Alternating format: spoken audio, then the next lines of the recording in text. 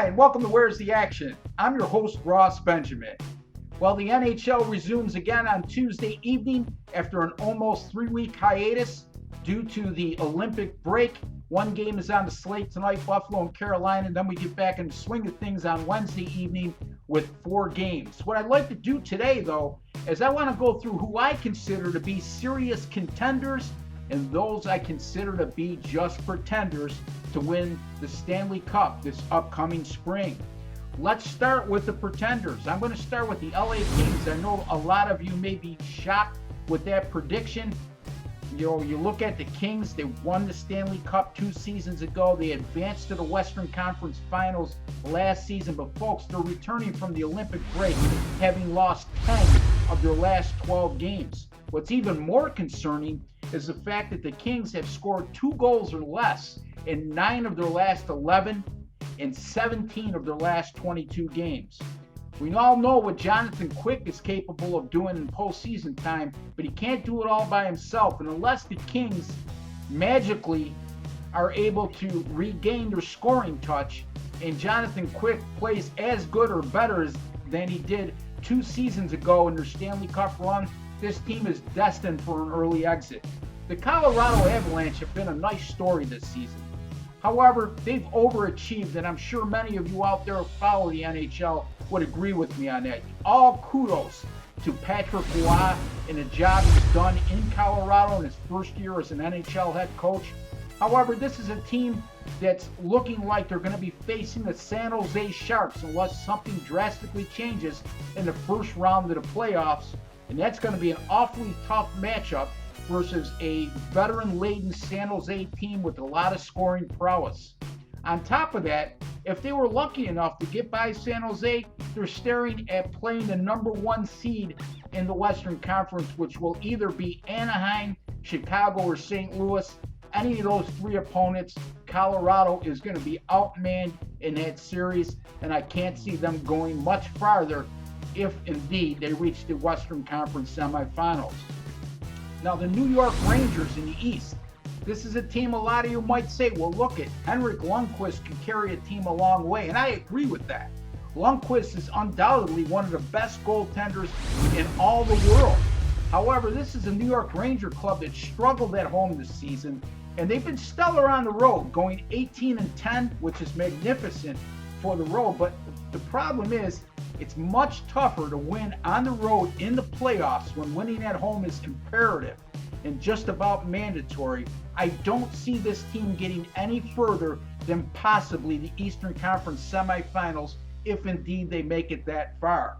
The last team that I think will be a pretender is the Tampa Bay Lightning, and it's no disrespect to Tampa Bay. They're an Eastern Conference version of the Colorado Avalanche. This is a team that vastly overachieved this season. Not a lot of people expected them to be in the position they're currently in. And Ben Bishop has been a terrific story for the Tampa Bay Lightning. He's having a year in goal, but he's unproven in goal when it comes to postseason play, and I think that will be an enigma and a downfall for Tampa Bay when crunch time comes around. And in addition, I think this defense could be exposed in a short series versus a quality opponent. Now, as far as my contenders go, let's start with the number 1 team in the Western Conference, the Anaheim Ducks. This team is no fluke, folks. They've quietly went about their business.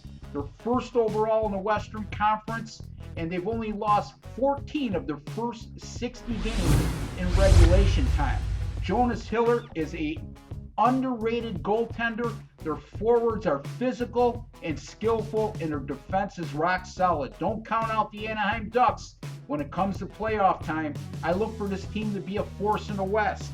In addition, in the Western Conference, the St. Louis Blues, this is a very dangerous team, folks.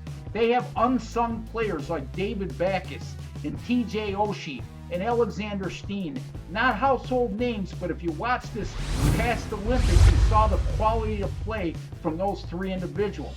The big question mark for St. Louis will come in goal, and it's much rumored they're after a top-notch goaltender at the trade deadline, and if they're able to pull off a trade such as one that would bring in a goaltender like Ryan Miller from Buffalo, watch out. This is a team that's very capable of winning it all.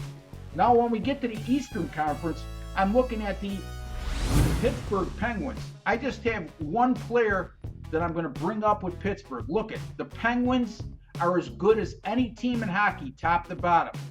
The big thing for Pittsburgh, as we saw last postseason, will be how well Marc-Andre Fleury plays in goal. Fleury had a horrible postseason and was an integral part of why Pittsburgh failed in the Eastern Conference Finals versus the Boston Bruins.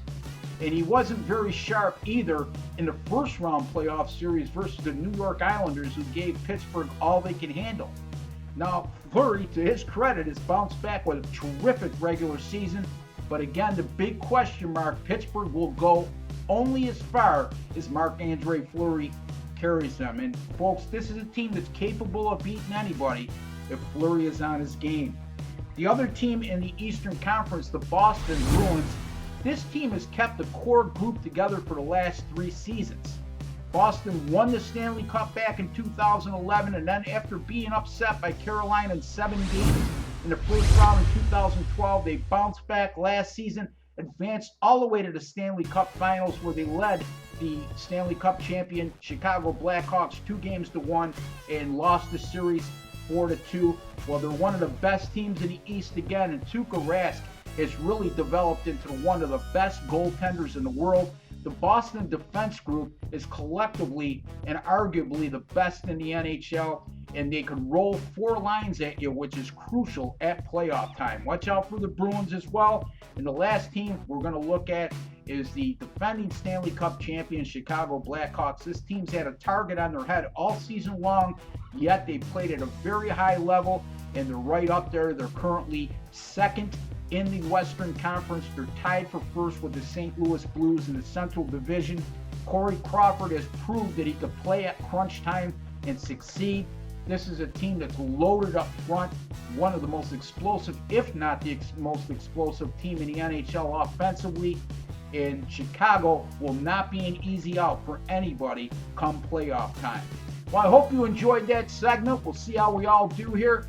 And thank you for joining me. Now, each and every one of you, I'd love you to go to sbrforum.com and read all my articles, as well as visiting me at my personal website, rbwins.com. Thank you, and have a fantastic day.